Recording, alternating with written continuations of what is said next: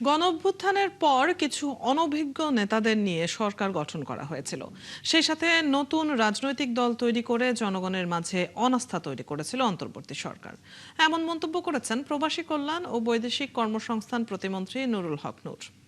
রাজধানীর জাতীয় প্রেস ক্লাবে নতুন একটি রাজনৈতিক প্ল্যাটফর্মের আত্মপ্রকাশ অনুষ্ঠানে তিনি একথা বলেন। মন্ত্রী অভিযোগ করেন, অন্তর্বর্তী সরকার প্রধান ফ্যাসিবাদের দোসরদের চাকরিচ্যুত করেনি, তাদের এখনো বহাল তবিয়তে আছে। রাজনীতিতে এনসিপি বিস্ফোরা হয়ে দাঁড়িয়েছে উল্লেখ করে নূর বলেন, বিদেশি শক্তিশালী দেশগুলোর খেলা এখনো চলমান আছে।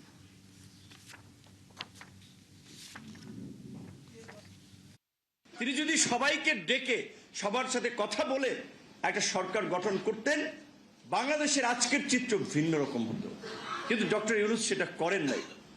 আপনারা দেখেছেন কতিপয় অনভিজ্ঞ এই ছাত্র নেতা, যারা অনেকে আমাদের পেছনের তৃতীয় সারির কর্মী ছিলেন, তাদের কথায় তাদের বুদ্ধিতে আন্দোলন করেছে আম জনতা, সাধারণ ছাত্র রাজনৈতিক কর্মীরা। তিনি মাস্টারমাইন্ড বানিয়ে দিয়েছেন সেই অখ্যাত ছেলেদেরকে।